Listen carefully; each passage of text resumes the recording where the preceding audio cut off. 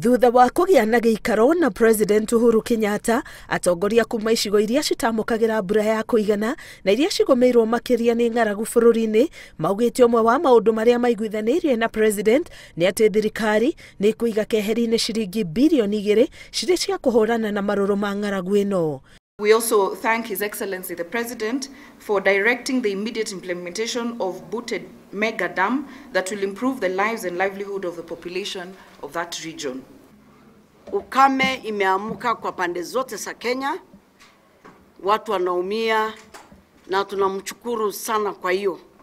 Minister wa Kigĩna Ukur Yatani augĩte thitoo cia irio cirĩ na irio cia kũigana na thirikari nĩ ĩkũrekereria rori cia gũtwara irio ici matũũra-inĩ o ũndũ ũmwe na maaĩ. The money is there, has been budgeted for, and we are going to release by tomorrow to the relevant implementing ministry of devolution. And also the government is going to mobilize resources, including